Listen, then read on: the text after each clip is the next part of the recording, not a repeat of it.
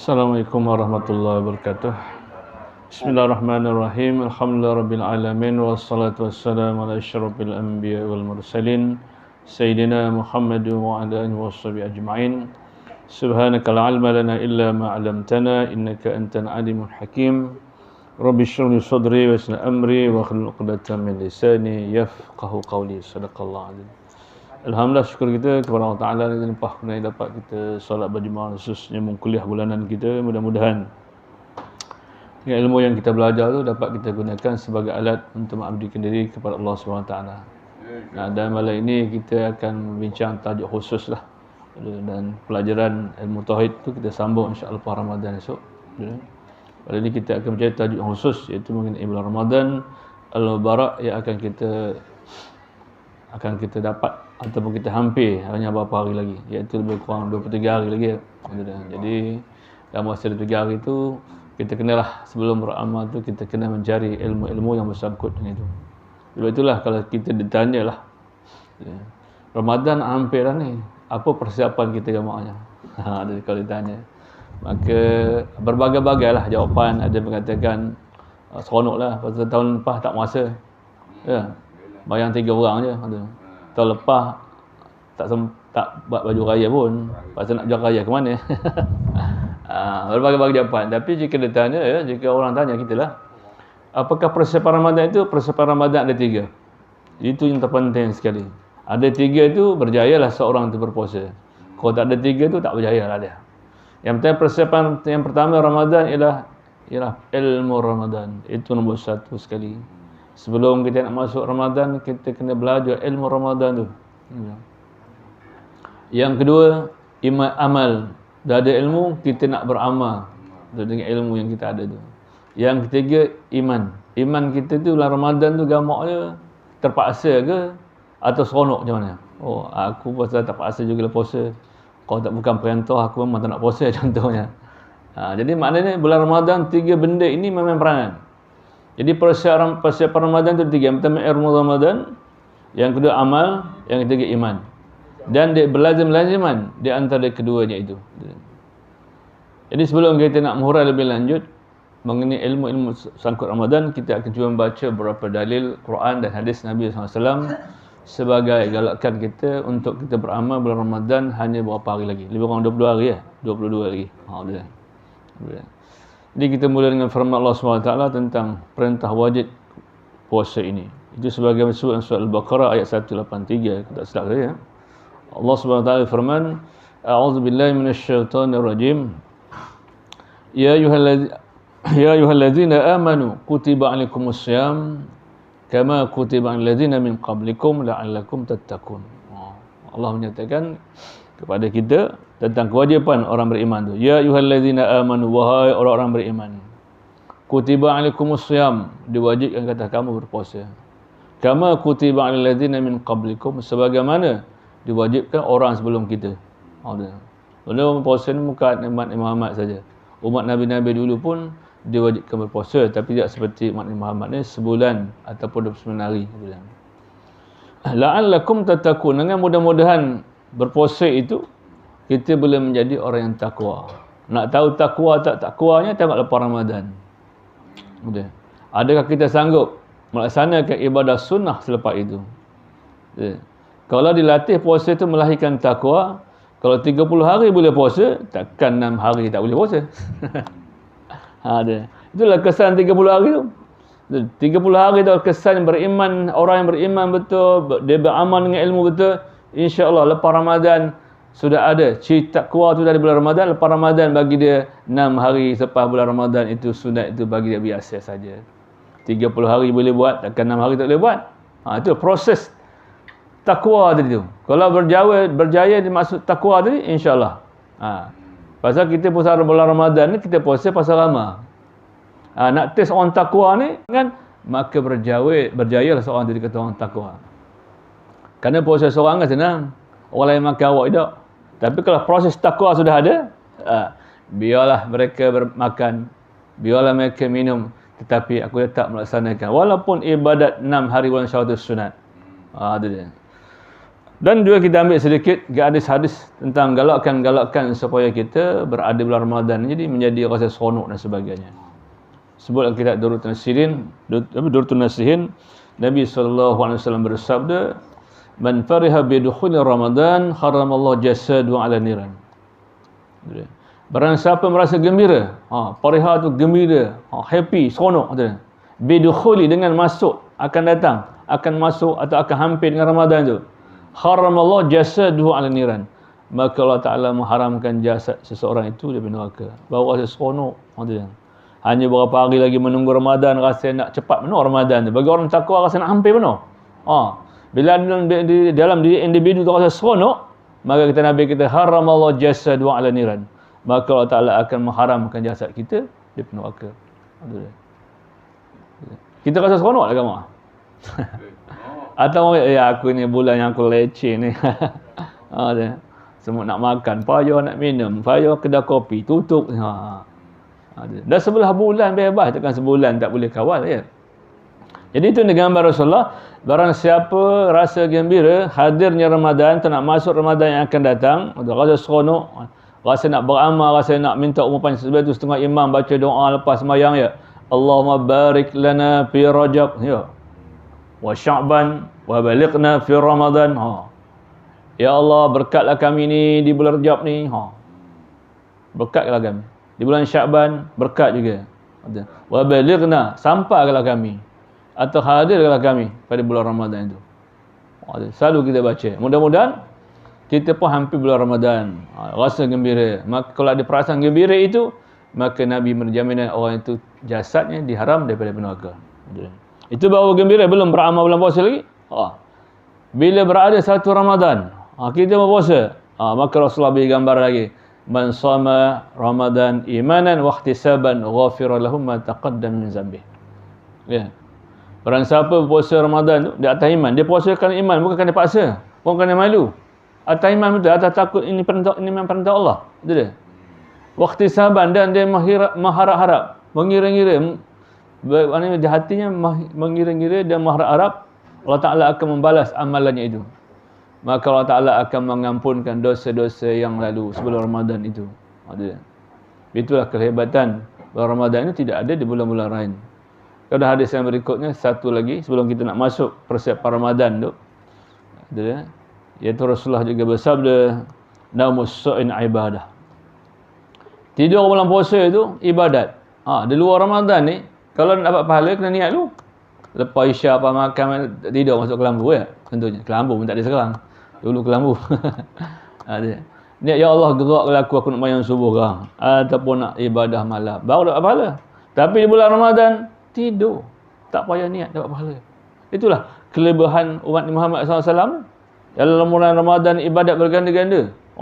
Ada ibadat perlu niat, ada ibadat tak perlu niat. Macam tidur tak perlu niat, tapi dikira ibadah. Tetapi janganlah sepanjang-panjang tidur. Komen yang gerak, nak buka yang gerak. Lansak, gerak. Ya, petang besok pula dia jaga. Maksud ibadat tu bukan tidur saja. Berbagai-bagai dengan baca Qurannya, dengan zikir dan sebagainya. Tapi dia mengamal gitu je. Kata Rasulullah dah kata, tidur ibadat. Aku nak amal tidur je. Itu betul lah. Tapi yang sepanjang-panjang tidur. Tidur tu sebahagian daripada pahala. Kemudian Rasulullah nyatakan lagi apa? Dalam bulan Ramadan kelebihannya apa? Wa du'a'uhu mustahu wa sumtuhu tasbihun. Diam dalam bulan Ramadan ni tasbih. Tak berkata-kata. Kecuali dia bercakap benda yang hak. Lepas tu dia bersisir tak nak. Dia diam je. Maka diam tanpa berkata-kata bulan Ramadan itu dapat pahala tasbih. Kalau bulan Ramadan diam macam pahala tasbih. Kalau Ramadan nak pegang tasbih, nak baca tasbih. Tapi bulan Ramadan diam saja. Tak ada bercakap benda yang beri faedah, maka dia tulis pahala tasbih. Tapi kalau pegang tasbih, baca tasbih lagi bagus. Tapi termasuk dia golongan orang yang bertasbih kepada Allah, diam itu. Dan kelebihan yang ketiga orang berpuasa itu dalam bulan Ramadan ini, Rasul kata wa du'a'uhu mustajabun. Bulan puasa ni, bulan Ramadan kalau berdoa mustajab. Minta benda tak ada lagi. Minta tambah. Haji. Tambah, minta tambah. Tambah ni umum. Tambah ilmu, tambah amal, tambah zuriat, bukan tambah bini je. Ni tengah minta, oh ya Allah, sebenarnya bulan Ramadan ni aku nak bini dua tambah lagi. Tak minta, mana tahu kabus tu. Masalah. Tapi kalau satu pengengkang, dua entahlah. Kita kena tengok juga lah keadaan. Tetapi bulan Ramadan itu doa mustajab. Ya Allah, hamba ni dah puluh-puluh tahun sakit. Dengan berkat bulan Ramadan tolonglah sembuh. Mana tahu? Itu tak payah pergi klinik lagi. Ini pergi klinik sebokah ubat. Pergi klinik sebokah ubat. Orang sekali pergi ambil ubat kan? 2 bulan, 3 bulan. Sebokah ubatnya. Penciuman ni, darah tinggi, gout, kolesterol, jantung. Bila suka-suka sebokah balik ubat. Kita minta lah. Kerana Tuhan ni bersifat Ar-Rahman, pemurahnya itu. Dia suka banyak minta. Tuhan ni terkaya. Bila sebut terkaya, dia boleh mengada, dia boleh tiadakan. Bila Tuhan tu terkaya, dia suka banyak minta. Tapi makhluk tak suka banyak minta. Tuhan suka orang banyak minta. Dia cukup suka. Tapi makhluk tak suka orang banyak minta. Nyusahkan dia je. Itu maksud Tuhan tu terkaya. Terkaya maksud dia boleh mengadakan, dia boleh mentiadakan. Khazanah di bawah kekuasaan dia. Tapi kalau kaya, usir-usir baru dapat, senang. Betul orang minta, marahlah. Jadi kaya kepada makhluk, terkaya kepada pencipta makhluk, dipanggil Khaliq. Jadi Tuhan yang Tuhan ni yang mencipta, yang panggil Khaliq ni, dia suka orang banyak minta. Betul Tuhan kata dalam surah Al-Baqarah, "Ud'uni astajib lakum."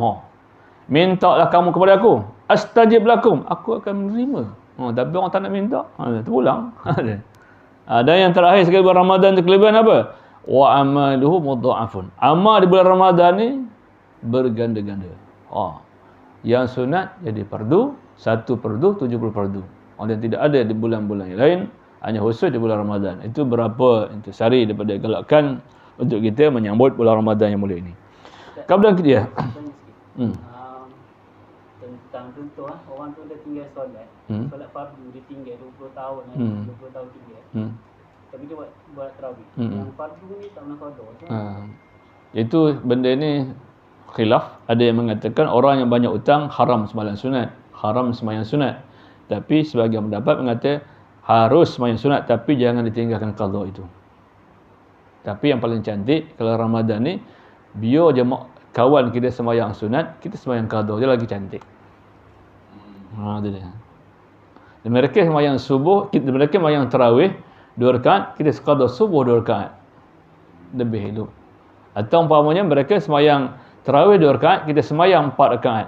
Tiba 2 rakaat, kita bangun. Mereka 2 rakaat dah salam kan? Kita sambung lagi 2 rakaat kata ada 4 lagi, ada 2 rakaat lagi.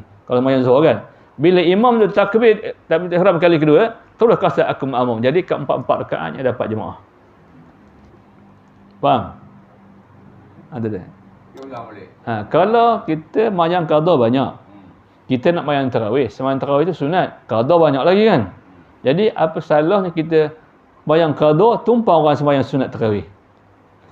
Kerana orang yang lebih baik bila hutang lebih baik bayar hutang daripada derma. Mereka tak ada hutang boleh derma. Kita hutang banyak derma. Patut bila kita hutang kita bayar hutang. Sebab tu kita fiqh dia kata kalau seseorang yang banyak sembahyang qada nak join orang sembahyang tarawih boleh. Orang yang tumpang tu sembahyang nak tarawih, awak sembahyang qada. Apakah sembahyang yang 2 rakaat bersama sembahyang tarawih? Contoh sembahyang subuh. Dia orang sembahyang sunat tarawih, awak niat sembahyang qada subuh. Saja aku sembahyang fardu subuh makmum. Sama ada sembahyang 2 rakaat atau sembahyang yang 4 rakaat. Contohnya mereka nak sembahyang tarawih 2 rakaat. Kita nak sembahyang qada isya atau subuh ataupun zuhur 4 rakaat kan? Kita ikut sekali. Saja aku sembahyang fardu zuhur atau saja aku sembahyang fardu isya, qada, makmum Allah Ta'ala. Kemudian mereka 2 rakaat dah salam kan? Tunggu mereka bagi salam, lepas salam kita sambung rakaat kita 2 rakaat lagi. Kadang di antara baki tu kan, imam yang angkat takbir, sempat lagi kita 2 rakaat lagi dalam berjemaah. Bila imam angkat takbir, niat hati, aku makmum, cukup. Maka terhasillah 4 rakaat dalam berjemaah. Itu dia. Saf yang sama, tak masalah. Kalau kita banyak hutang, itu elok. Tahu takut lepas Ramadan tumpah pula. Hutang banyak. Jadi kalau dah niat mengqada, tumpah Tuhan tu Maha Pemurah kan. Makna dia ni hamba aku bulan Ramadan pun, dia qada semayangnya. Makna dia niat qada. Tapi terpulang mereka dia. Nak khusus boleh, tarawih sunat tarawih boleh, ataupun orang sana tarawih kita qada. Okey. Jangan nampak dia pun kalau ni. Kalau contoh orang tu tinggal 20 tahun kan. Bukan kira bulan Ramadan lah. Dia kena buat wajib dulu lah. Buat wajib dulu. Hutang kena bayar. Itu dia. Kalau nak buat berdiah boleh, tapi lepas sunat qada fardu. Lepas sunat qada fardu. Jangan semata-mata mengutamakan sunat saja.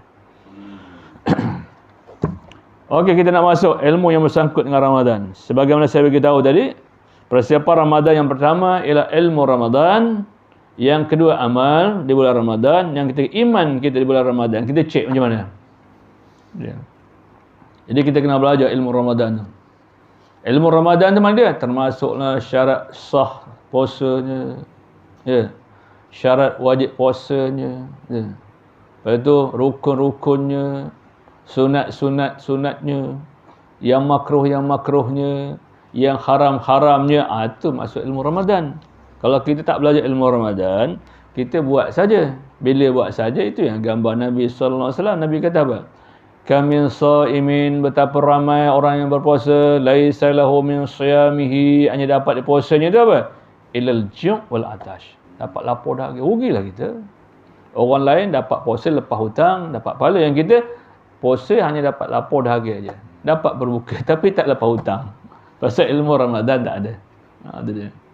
Jadi kita cuba nak mengelakkan daripada apa yang gambar Nabi 1000 tahun lepas. Ramai umat ku akhir zaman nanti ramai puasa, tapi hanya dapat lapar dan dahaga sahaja. Pasal apa? Ilmu untuk beramal dengan Ramadan itu tak ada. Sebab tu apa jua amal, kena ada ilmu. Itu dia. Bila ada ilmu, ada amal. Ada amal tanpa ilmu tak ada. Dia berganding-gandingan. Itu dia. Dia mesti berganding-gandingan. Ilmu dan amal nak seiring. Itu dia. Jadi ilmu yang bersangkut dengan Ramadan, yang pertama yang perlu kita ketahui lah tentang syarat sah dia. Kerana setiap amal yang kita laku di atas dunia ni, tak kira lah semayang ke, puasa ke, haji dan sebagainya, tidak sunyi daripada 4 syarat. Untuk nak mengesahkan rukun dalam beramal itu, dia kena belajar 4 syarat. Semayang ada 4 syarat namanya. Puasa ada 4 syarat. Haji ada 4 syarat. Syarat ni menjadi satu asas, satu benda yang sangat penting sebelum kita nak melaksanakan rukun. Jadi syarat ni ada 4. Ada syarat sah, semayang pada syarat sah, puasa pada syarat sah. Kemudian semayang ada syarat wajib, puasa pun ada syarat wajib. Puasa semayang pun ada syarat tiap-tiap rukun, maka puasa pun ada syarat tiap rukun. Dan semayang pun ada syarat qabul, puasa pun ada syarat qabul. Jadi 4 syarat ini perlu dilaksanakan sebelum kita nak melaksanakan kemuncak rukun. Ini kita cuba belajar sebelum kita nak mengetahui rukun-rukun puasa. Rukun puasa itu kemuncaknya, jadi sebelum itu. Jadi syarat sah puasa, kita cuba rujuk dalam kitab Safidatul Najah ni sebagai asas. Kita baca matan, kita jemahkan sedikit. Dia kata faslun ni satu pasal. Syurutu wa sihhatihi arba'atu asya'. Syarat sah puasa itu ada 4. Yang pertama Islamun, orang Islam. Wa aqlun, orang berakal. Wa naqa'un min nahwil haid, ini orang suci daripada haid. Dan yang keempat wa ilmun biqaunil waqtil qabilan lis-shaum. Jadi dia kata syarat sah puasa itu ada 4. Yang pertama Islam. Pasal apa Islam itu penting? Kerana Islam ahli niat, apa juga ibadat dia kena Islam. Kalau tak ada Islam, niat tak pakar. Yang kedua syarat sah puasa berakal. Orang tidak bakar tidak wajib. Dan yang ketiga syarat sah puasa adalah suci daripada haid dan nifas. Bila haid dan nifas, maka gugurlah kewajipan puasa itu. Dan yang keempat mengetahui hari yang menerima puasa. Hari yang menerima puasa itu hanya di bulan Ramadan saja.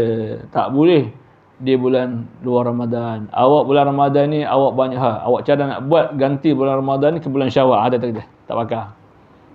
Di bulan Syawal tu mungkin puasa qada, mungkin puasa nazar, mungkin puasa sunat. Tapi puasa fardu mesti di bulan Ramadan. Itu syarat yang keempat.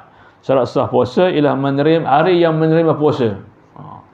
Hari yang menerima puasa yang menunjukkan panggil itu hanya di bulan Ramadan saja, tidak boleh di bulan yang lain.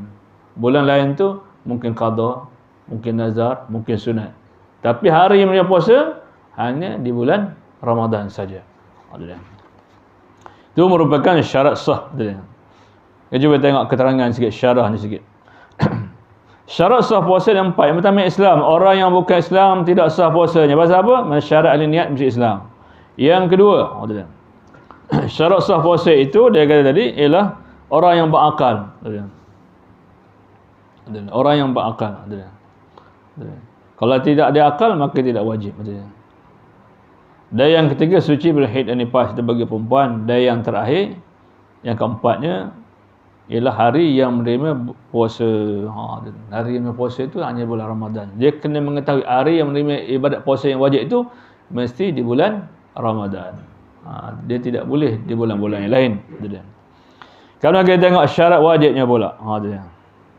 Apabila kita telah mengetahui syarat sah, ada empat tadi. Yang pertamanya Islam, yang pertama Islam. Yang kedua memayis. Yang kedua berakal. Yang ketiga suci haid dan nifas. Yang keempat mengetahui waktu Ramadan. Waktu yang menerima Ramadan. Sekarang kita pergi syarat wajibnya pula. Syarat wajib ada empat, ada lima. Dia kata syurutu wujubihi khamsatun asya'. Syarat sah syarat wajib puasa itu ada lima. Ada lima perkara. Serupa juga. Yang pertama tadi Islam, yang pertamanya. Dan yang kedua mukallaf. Tetapi kalau syarat sah yang kedua dia berakal kan. Tapi syarat wajib yang kedua dia mesti mukallaf. Orang yang puasa itu mesti mukallaf. Siapa mukallaf? Siapa mukallaf? Yang dikatakan mukallaf siapa? Orang yang diberat hukum. Bila dia orang dikatakan mukallaf, maka terberat hukum. Jadi syarat nak jadikan dia orang mukallaf ada 5 syarat. Nak jadi seorang tu mukallaf ada 5 syarat. Yang pertama, dia mesti memayis. Syarat pertama jadi mukallaf. Yang kedua, berakal. Yang ketiga, baligh sampai umur. Dan keempat, sampai suara Rasul. Dakwah Islam ni sampai. Walaupun Rasul tak ada, tapi seolah Rasul ada. Tapi siapa menyampai dakwah Islam ni? Ulama-ulama. Maknanya sampai suara Rasul tu. Dan yang kelima syarat mukallaf ialah sejahtera dua anggota. Mata dan telinga atau salah satu daripadanya. Kerana dua anggota inilah menjadi sebab dapat ilmu. Kalau buta boleh ajar dengan suara. Kalau pekak boleh ajar dengan tulisan. Tapi kalau dua tak ada, maka dia bukan mukallaf. Dia nak buat apa lantak, nak kabur haram, mata nak tulis, matanya buta. Nak kabur dengan suara, telinga pekak. Dia bebas lah. Tapi kalau salah satu ada, tetap jaga mukallaf. Ataupun telinga pekak, mata elok. Ataupun mata elok, telinga pekak, tetap dia mukallaf. Tapi kalau dua-duanya gugur, jam semua, maka dia tidak mukallaf. Dia boleh buat apa saja, nak makan ke tak makan. Tapi masalah sekarang ni, orang yang bulan puasa ni, dia makan telinganya elok, matanya elok, tu masalah. Maka dia ada mukallaf tu. Dah ada syarat mukallaf, tapi dia bebas. Betul kadang-kadang Islam ni baik, elok, tapi orang Islam sendiri yang nyebab rosak tu. Mana ada orang Islam puasa, tipu punya aja. Mana you tahu? Tengok dia orang mesin rumput. Mesin berasap, mulut pun dia berasap. Ya. Islam tu cantik. Tapi orang Islam sendiri yang merosakkan Islam itu. Betul setengah orang kafir dia tak percaya orang Islam puasa. Pasal orang Islam sendiri nampak makan, nampak minum dia hayat lama. Jadi makna label Islam itu tercela disebabkan orang mukallaf yang tidak tahu kewajipannya itu. Tu yang kedua. Orang yang wajib puasa yang kedua syaratnya lah mukallaf. Syarat mukallaf ada 5. Bila 5 itu maka dipanggil mukallaf. Bila sudah ada syarat 5 itu dipanggil mukallaf, mana orang itu orang yang sudah diberat hukum, tak boleh mengelak. Kalau 5 syarat tak ada, dia bukan mukallaf. Tak apalah. Ini dah mukallaf saja. Dan yang ketiga, syarat wajib puasa memiliki kemampuan. Mana orang puasa ni syarat kata kalau mampu puasa, tak mampu jangan puasa. Dia dah curang puasa. Sebab dia puasa, dia tak boleh buat apa benda. Oh dia, nak semayang, tak boleh, apa, tak boleh. Oh dia, tak apa janji aku puasa, tak semayang, pergi doa, tak boleh. Kerana ibadat semayang mengatasi ibadat puasa. Dia. Bila kita rasa tak mampu, kita cuba dulu. Boleh tahan pukul 11, tak boleh juga. Dia. Besok tambah lagi, 12, tak boleh juga. Besok sampai pukul 1, maka anda sudah masuk orang yang tidak mampu. Kerana orang puasa ini, syarat yang ketiganya mesti mampu. Dia. Mesti mampu. Kalau tak mampu, Islam tidak memberatkan. Sebab itu Tuhan kata dalam Quran, "Faman kana minkum maridan aw 'ala syafarin." Jika kamu sakit atau musafir, fa'iddatun min ayyam. Hendak kamu ganti pada hari-hari lain. Sakit jangan. Kalau sakit ada harapan sembuh, dalam bulan Ramadan tak mampu, kita makan. Lepas Ramadan ganti. Tapi kalau sakit tidak ada harapan sembuh, tak payah ganti, hanya bayar. Tak payah diqada, tetapi kena bayar fidyah saja. Kalau orang yang sakit tidak ada harapan sembuh, bila tiba Ramadan, dia hanya wajib bayar fidyah saja. Ta'am miskin. Fidyatun ta'am miskin. Tapi kalau dia ada sakit harapan sembuh, bulan Ramadan esok, dia kena qada. Maknanya dia termasuk orang yang mampu puasa. Tapi kalau dalam bulan Ramadan pun tak boleh puasa, luar Ramadan, maka ketika itu dia tidak diberat hukum. Tak masuk syarat wajib puasa. Kerana dia tak mampu. Dia kata, aku nak mati-mati janji ke puasa. Kalau mati dosa besar. Tuhan tak suruh, dia nak buat. Tuhan suruh, dia nak buat. Ini masalah. Tuhan dah kabul Al-Quran, jika sakit atau musafir, janganlah puasa. Tapi dia tidak juga. Maknanya dia tak ada kemampuan, tapi dipaksanya. Maka orang ini, dia kalau dia mati sekalipun pasal dia nak puasa, termasuk orang yang dosa besar. Tuhan dah kabul Al-Quran, banyak Al-Quran. Tuhan kabul Al-Quran, la taqtulu anfusakum illa takhluqa. Jangan kamu bunuh diri kamu, jangan kamu campur daripada kebinasaan kalau kamu tak mampu. La yukallifullahu nafsan illa wus'aha. Kami tidak memberat pada kamu sekali kamu mampu je. Tapi kenapa kita paksa kan? Puasa kalau tak mampu boleh qada ataupun kita bayar fidyah. Tapi kalau semayang tak mampu, tak ada jalan. Tetap mesti buat. Selagi ada akal, maka dia kena semayang. Tak boleh berdiri, duduk. Tak duduk baring. Tapi puasa, Tuhan bagi rukhsah, kemudahan. Tak mampu, boleh. Kita berganti dengan fidyah. Maka sakit tu dalam bulan puasa tu terbagi dua. Ada sakit yang ada harapan sembuh. Kalau ada sakit harapan sembuh, dia boleh makan dan boleh minum. Tapi lepas Ramadan, dia kena qada. Tapi kalau sakit tidak ada harapan sembuh, boleh makan apa-apa, tetapi dia hanya ganti fidyah. Makan je lah. Fidyahnya kena bayar satu hari, satu muat, satu cupak. Satu cupak tu lebih kurang 175 gram. Lebih kurang sekati lebih lah. Nilaian lebih kurang RM2. Ada. Kalau RM2 darab dengan 30 hari apa? RM60. Ini sebulan 29 ataupun 30 ya. Kalau 29, 58 ni RM58. Jadi maknanya kalau kita tak mampu puasa, yang sakit di hadapan semua, macam orang disebabkan ketuaan kan, umur 80 lebih, 50 mana boleh puasa, maka dia wajib fidyah je lah. Dan yang keempat, syarat wajib puasa itu sihat, tidak sakit. Yang ketiga, mampu, boleh melaksanakan puasa itu. Yang ketiga, yang keempat, sakit. Bulan Ramadan kita terkena penyakit, kata doktor, kamu ni kena habis kau ubat ini, nanti sakit kamu malarat. Maknanya itu pun tidak wajib puasa. Kerana dia tidak masuk syarat wajib. Dia boleh berruqyah. Tetapi yang nombor 4 ni, orang yang sakit ada harapan sembuh. Dia boleh makan, boleh minum, tapi lepas Ramadan dia kena qada. Dia syarat wajib puasa yang keempat, mesti sihat, tidak sakit. Tapi di bulan Ramadan dia sakit, masuk hospital, masuk IU dan sebagainya kan. Doktor kata awak kena makan jalan ke ubat dan sebagainya. Terpaksa makan lah. Dia boleh makan dan minum, tetapi lepas Ramadan esok dia qada. Dia dalam keadaan sakit itu, dia tak sihat tu, dia tidak termasuk orang yang wajib berpuasa. Tak masuk syarat wajib. Dan yang kelima, syarat wajib puasa adalah orang yang bermukim. Mesti orang yang duduk tempat situ, tak ada ke mana-mana. Kerana orang musafir, dia tidak masuk syarat wajib puasa.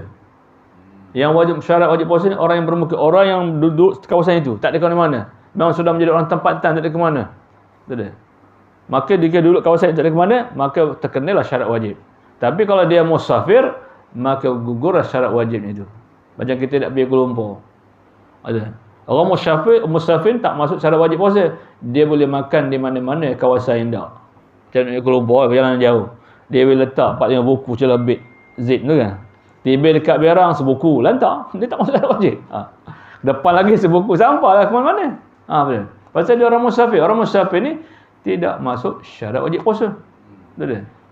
Dia masuk syarat wajib puasa orang yang bermukim. Betul. Kalau bermukim termasuk orang yang masuk syarat wajib puasa.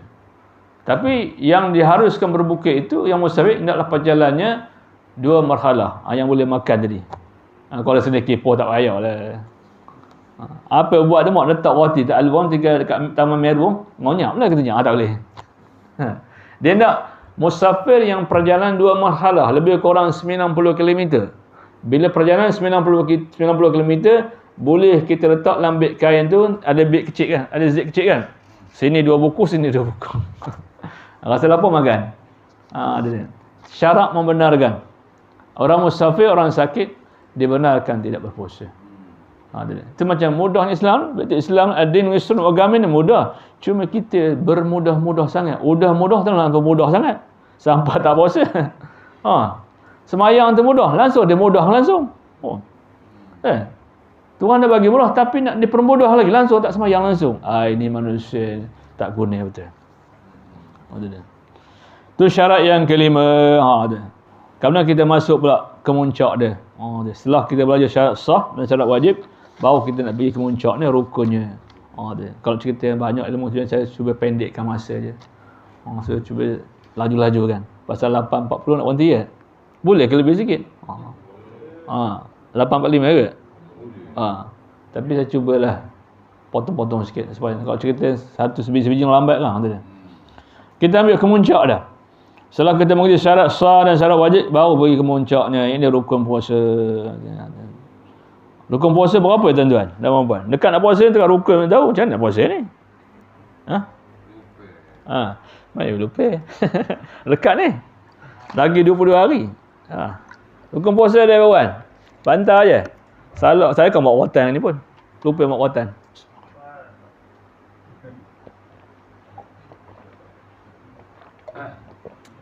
Kaum ibu, rukun puasa dia berapa? Dekat 22 hari lagi ni. Niat tu ya. Ada orang. Macam berapa semua? Berapa jumlah dia? 2, 4, 5, 6, 7, 8. Terpulang. Bukan marah pun. Saya tahu tuan-tuan tak tahu. Sebab tu saya nak ajar. Kau dah tahu tuan-tuan nak ajar tu. Berapa kaum ibu? Rukun puasa dia berapa? Bantah ada 5 je ni. Berapa rukun puasa? 3. Maknanya dia pertenggahan. Khilaf ya.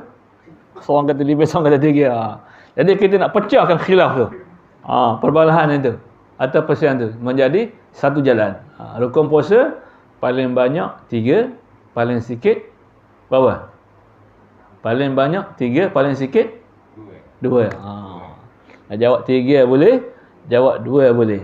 Kalau 5 tu saya tak pasti ambil kat mana ya. Tapi bagus. Walaupun dia jawab 5, maknanya dia tak tahu dan tak tahu. Tu. Sebab tu orang bertanya ada 3 kategori. Yang pertama, dia bertanya kerana tak tahu, dapat pahala. Yang kedua, dia nak minta huraian daripada sebab tak tahu, dapat pahala lagi. Yang ketiga, dia mewakili orang lain beramal, tak tahu. Jadi 3 dapat kelebihan orang bertanya ni. Walaupun dia seorang bertanya, tetapi melibat keseluruhan. Dapat pahala. Orang bertanya terbagi 3 golongan. Yang pertama, dia bertanya kerana sebab tak tahu. Yang kedua, dia minta huraian apa benda yang ustaz dah ajar. Yang ketiga, dia mewakili orang lain yang tak tahu, tapi dia masih segan nak bercakap. Jadi, kelebihan banyak besar kepada orang yang bertanya. Sebab itu salah satu ciri-ciri nak jadi orang yang berilmu, dia mesti ada 4, kita bagi 7 main tu kan.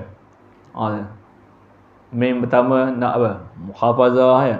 Main kedua, murajaah. Main ketiga, muzakarah. Main keempat, musalah. Ini salah satu untuk dapat ilmu, raja bertanya. Okey. Paling sedikit 2, paling banyak 3. Kita tengok sikit dalam kita baca matan dulu. Kamu kita syarahkan. Dia kata faslun, ni satu pasal. Arkanuhu salasatu asya'. Rukun puasa itu ada 3 perkara. Yang pertama, niyatun lailan likulli yawmin fi fardhi. Watarku, dan yang kedua watarku muftirin zakal mukhtaran ghaira jahilin. ma'zurin was-sha'imin. Yang pertama dia kata niat pada waktu malam. Yang kedua, meninggalkan hal-hal yang batalkan puasa. Dan yang ketiga, orang yang berpuasa. Dia kata rukun puasa itu 3. Yang pertama niat. Apa maksud niat? Niat maksud gerak hati, lintasan hati. Dia tidak bersuara. Kalau aku puasa esok, itu bukan nama niat, itu nama lafaz. Niat tu gerak hati, kata hati yang tak bersuara tu, dia kata dia nak puasa esok. Itu niat. Kau sebut tu nama lafaz dia. Jadi rukun yang pertama niat ialah gerak hati atau lintasi nak melakukan ketaatan itu. Dan syarat niat ada 3. Nak terhasilnya niat itu ada syaratnya. Itu saya gabar tadi ya. Setiap amal mesti ada syarat. Syarat sah, syarat wajib, syarat tidak rukun dan syarat kabul. Kalau rukunnya 3. Rukun puasa ada 3. Pertama niat. Syarat niat ada 3. Kalau tak ada 3, tak terhasil niat. Bila tak hasil niat, maka dia bukan ibadah tetapi adat. Satu adat, satu ibadat. Itu dia. Kalau ada 3, jadi ibadat. Kalau tak ada 3 syarat, jadi adat. Buat ikut orang saja. Syarat niat yang pertama ialah niat mesti di waktu malam. Itu syarat niat yang pertama. Di antara rukun yang 3 dia ada syarat-syaratnya. Rukun yang pertama niat kan. Syarat niat ada 3. Yang pertama, niat mesti di waktu malam. Bila dia kata waktu malam itu? Yang ditakrifkan malam tu bila? Yang dikatakan malam tu bila? Sebelum subuh lah. Sebelum subuh. Bantau je.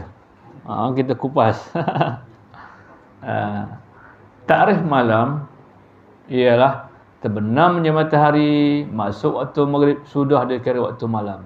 Dan berakhir malam sebelum masuk waktu subuh, terbit fajar shadiq. Waktu itulah memasang niat. Kalau sebelum terbenam matahari atau selepas terbit fajar shadiq waktu subuh tu, maka tidak dimasuk dalam kategori orang yang berniat. Tetapi dia wajib juga berpuasa kerana menghormati Ramadan. Tetapi lepas Ramadan dia wajib qada. Pasal dia tak masuk terhasil niat. Dia terhasil niat mesti waktu malam. Tapi dia niat waktu asar. Tak jadi. Atau niat lepas subuh, tak jadi. Dia mesti niat di waktu malam. Yang dia kata malam itu, terbenamnya matahari, masuk waktu maghrib, sudah dia kata malam. Boleh dia berniat. Dia. Aku nak puasa. Terlupa Ustaz. Terlupa. Kalau terlupa pun tak masuk niat juga. Besok wajib qada. Dia. Boleh. Dia berakhir sebelum masuk subuh. Dia berniat boleh di awal malam, boleh di tengah malam dan di akhir malam sebelum subuh. Bila masuk azan subuh, maka tak termasuk lagi niat. Kecuali puasa sunat dilanjut ke waktu sampai sebelum zuhur. Kalau puasa wajib, niat mesti sebelum masuk waktu subuh. Itu dia. Itu makna takrif malam. Itu dia. Syarat niat ya. Niat sebulan je nak? Tadi kata tu. Itu sikit lagi. Boleh. Sikit lagi kita akan cerita. Itu dia. Makna tuan-tuan sudah bersungguh-sungguh dia bersedia Ramadan. Kita akan cuba bincang satu-satu dulu. Ini kita membincang tentang masalah niat dulu. Yang kedua, syarat niat. Yang pertama, niat mesti waktu malam kan? Yang kedua, syarat niat mesti tiap-tiap malam. Every night. Tak boleh. Satu je boleh. Semalam je. Mazhab Syafi'i dia kata niat mesti tiap-tiap malam. Kulli yaum. Ada tiap-tiap malam. Ada. Tiap-tiap malam. Ada. Kullu lain, lailan malam. Kalau lain hari ada dia. Mesti niat tiap-tiap malam. Tetapi ada tetapinya. Orang mazhab Syafi'i harus bertaklid pada Imam Malik pada malam yang pertama niat sekaligus sebulan. Tujuannya apa? Sebagai coverage. Tahu coverage? Pandai orang sini. Sikit lagi speaking orang putih ya. Sebagai penampung atau penyelamat takut malam-malam berikut terlupa, sudah bertaklid Imam Malik niat sebulan Ramadan. Mazhab Syafi'i, mazhab Malik, puasanya malam pertama puasa sudah merangkumi 30 malam ataupun 29 malam. Jadi sebab itulah orang mazhab Syafi'i harus bertaklid. Taklid mana ikut pada mazhab Maliki pada malam pertama niat sebulan. Tujuannya untuk berjaga-jaga kut malam berikut terlupa sudah berniat sebulan. Itu dia. Kita sakit sabun dia. Ya. Okey. Jadi maknanya boleh kita niat sebulan sebagai penjaga atau penampung atau cover tadi. Pasal kita sudah berniat sebulan. Okey. Syarat niat yang ketiga, ni yang terpenting. Ini banyak terlepas pandang. Mazhab Syafi'i dia kata syarat yang ketiga mesti mentakyinkan Ramadannya, mesti ada niat dalam puasa itu ada Ramadannya. Kalau tak ada niat Ramadan itu maka tak terhasilkan niat. Sekurang-kurang niat kata esok aku puasa Ramadan. Ramadan esok aku puasa. Mesti ada apa itu. Kalau kata aku puasa je tak terhasil. Aku puasa fardu tak terhasil kalau tidak ditakyinkan. Takyin sebut nama ibadat itu. Kata hati aku puasa Ramadan esok. Atau Ramadan esok aku puasa. Dalam waktu berniat, dalam waktu malam tadi. Kerana mentakyinkan Ramadan itu sebut nama ibadat tu menjadi syarat niat, syarat niat. Syarat tidak rukun. Jadi kita ulang balik. Rukun yang pertama puasa ialah niat, kan? Syarat niat ada 3. Yang pertama niat mesti di waktu malam. Yang kedua niat mesti tiap-tiap malam. Yang ketiga mentakyin, sebutkan Ramadan dalam hati tu. Kata hati aku puasa Ramadan esok atau Ramadan esok aku puasa. Tu dia. Nak dulu boleh, kemudian boleh. Tu dia. Kadang-kadang orang alam ni kadang suka terbalik. Ramadan esok aku puasa. Tu orang malam. Tapi orang yang biasa, esok malam aku puasa. Esok aku puasa. Esok aku puasa Ramadan, kan? Tak boleh lah. Tak pulang lah pada kita. Nak sebut Ramadan dulu boleh, ataupun nak sebut Ramadan akhir boleh. Jadi ada takyin, ada sebut Ramadannya itu. Tu dia. Ini sebab banyak orang terlalu pandang. Tu dia. Dia kata niat puasa je. Tapi tak ada dalam hati katakan Ramadan itu. Maka tak terasa niat. Kemudian rukun puasa yang kedua ialah menahan diri daripada perkara-perkara yang batalkan puasa. Ya. Syaratnya satu saja. Syarat rukun yang kedua satu. Iaitu syarat yang satu, mulai terbit fajar hingga terbenam matahari. Kena jaga puasa itu. Yang batal puasa dua. Satu yang batalkan puasa, yang kedua yang batal pahala puasa. Syaratnya satu, mulai terbit fajar hingga terbenam matahari. Pelaralah perkara-perkara yang batal puasa dan yang batalkan pahala puasa. Ada yang batal pahala puasa, tapi puasa tak batal. Dia tak makan, tak minum.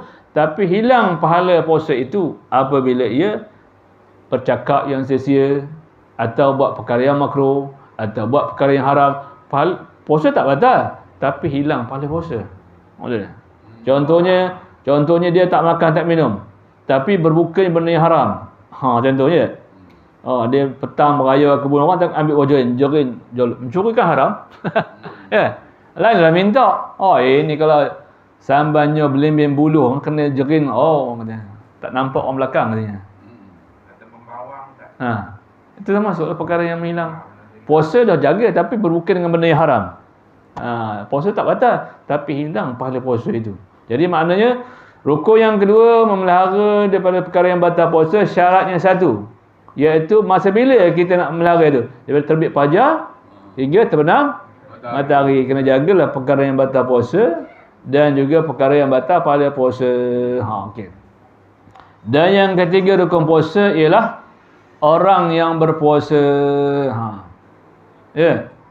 Kalau niat ada, melalui perkara yang batal puasa pun ada, tapi orang puasa tak ada, macam mana kamu orang? Jadi sebab itulah seorang kitab kalau kita rukun puasa ada dua. Seorang kitab kata rukun puasa ada tiga. Rukun puasa yang ketiga ialah orang yang berpuasa. Mesti ada orangnya. Syarat orang puasa itu ada satu. Apa syarat? Misalnya jangan ngabuk, tuan-tuan tak ngabuk, kabur lah. Syarat yang batal puasa ada satu. Syarat orang yang puasa ada satu. Apa dah? Syaratnya apa? Mesti orang puasa itu ada, kemudian dia mesti hidup. Kau tumpur tak ada. Bulan Ramadan dia mati. Ya. Maka tidak menjadi syarat kepada rukun yang ketiga tu. Syarat orang puasa tu mesti hidup. Oh, dia. Kalau mati tak ada. Dia. Jadi 3 rukun ini menjadi kemuncak daripada ibadat puasa tu. Oh, dia. Jadi sebab itu puasa ni tuan-tuan, kalau semata-mata puasa saja, kalah kita. Kalau dibanding dengan binatang. Binatang lagi hebat puasa tuan, tapi Tuhan walaupun hebat binatang, Tuhan tak suruh kita macam puasa binatang. Ayam puasa lagi lama. Ayam kalau mula mengeram, dia tak akan turun ke bawah selama 20 hari hingga 20 hari. Kerana bila turun, telur tak cukup kepanasan. Bila tak cukup kepanasan, dia tak lebih mata. Kalau 10 biji, habis 3 biji je. Dia tak sabar. Tengok tuan nebo gandum, dia terjun. Tengok tuan nebo nasi-nasi basi, terjun. Berapa kali terjunnya? Itu alamat ngeramnya tak jadi. Tapi kalau dia sabar, walau berbagai dugaan, nampak ayam mata kucing pun sabar. Nampak on pun sabar. Kalau dia turun, maka dia tidak boleh menetas keseluruhannya. Jadi kalau ikut hebat puasa ayam lagi hebat. Masa geram tak makan tak minum tuan-tuan. Kita ni tak makan tak minumnya daripada terbit fajar hingga terbenam matahari. Lepas itu dah. Tetapi Tuhan tidak nak memberat kita seperti itu. Tuhan bagi masa tentu saja. Takkanlah masa tertentu pun tak boleh puasa, melampau lah. Kalau kita diperintahkan puasa macam ayam, gamak entahlah. Ramai protes ni. Tapi ayam 20 hari dia tak protes pun dengan Tuhan. Dia tak terjun, dia tak termakan umpan-umpan yang dia hemburkan oleh Tuhan punya ayam tu. Saja tu ayam lotok gandum. Dia ni sabar tak? Kalau tak sabar tak boleh. Tu hantar lagi macam-macam makanan. Tapi kalau ayam dia tunduk. Itu selamat insya-Allah. Telur tu akan, kalau 10 biji, insya-Allah 10 biji dia akan menetas. Kerana telur yang diram tu tidak boleh kurang kepanasannya selama 20 hari hingga 20 hari. Tu ahli sains kaji. Kalau dia bila tuan nak buat makanan turun, alamat tak menetas semua. Pasal telur tidak mendapat cahaya kepanasan yang kuat. Tapi Tuhan tidak menghendaki kita demikian.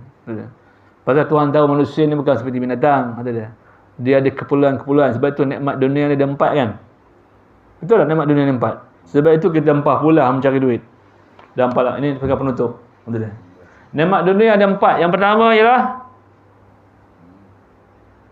tuan-tuan kedudukan dunia tak tahu. Nikmat dunia ada 4. Yang pertama, makan. Kerja siang malam kau nak makan? Lepas kedua apa nikmat dunia? Minum dulu. Tak batuk ada orang kan sulang air. Tak cekik kempur. Nikmat dunia yang ketiga apa? Dah makan dah minum, dah nak berkelamin pula, tengok orang kahwin geram juga. Itu pasal mencari duit tu. Bertahun-tahun nyimpan 10,000 ke senang nak lari sama ni. Kalau yang tak ada 10,000 mesti ada. Sampai 30-40 tahun baru nyimpan dia dapat.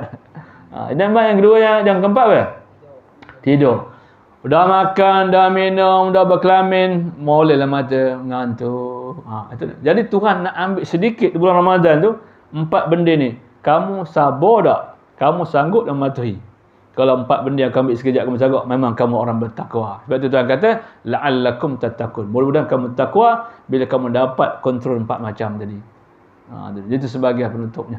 Jadi sebagai ulangan sebelum kita nak ibadat, yang pertama saya kata persiapan Ramadan itu ada apa? Persiapan Ramadan ada apa? Ada apa? Dah tahun lepas tak raja nak menempah baju pula. Pakul tahun ni banyak orang nempah baju ni. Pasal boleh jalan. 3 yang pertama. Niat ya. Itu dah pergi rukun apa ni? Ilmu-ilmu sangkut dengan Ramadan. Saya kata persiapan Ramadan. Sebelum nak puasa ni. Persiapan Ramadan 3. Yang pertama, ilmu Ramadan. Yang kedua, amal. Dah ada ilmu kita nak beramal dengan Ramadan tu. Sanggup kita beramal dengan ilmu kita ada tu. Yang ketiga, iman. Bulan Ramadan iman kita macam mana kamu? Mantap lah. Kalau mantap alhamdulillah lah. Tapi kalau nampaknya kalau sebelum Ramadan tu datang apa waktu. Lepas Ramadan masih sebut saja engkau hancur. Jauh. Ya juga sekadar itu, insyaAllah kita sambung di sesi akan datang. Kuliah Tauhid kita, ini sekadar persiapan Ramadan kita yang akan datang. Mudah-mudahan Ramadan kita ini, Ramadan yang lebih baik daripada tahun lepas. Wallahu a'lam. Bismillahirrahmanirrahim. Alhamdulillahirabbil alamin wassalatu wassalamu ala asyrafil anbiya wal mursalin sayyidina Muhammad wa ala alihi washabihi ajmain. Allahumma rzuqna ya rabbana fahman nabiyyin wa hifzal mursalin wa ilhal malaikatal muqarrabin fi afin ya arhamar rahimin. Wa sallallahu ala sayyidina Muhammad wa ala alihi washabihi wasallam. Alhamdulillahirabbil alamin. Wallahu a'lam.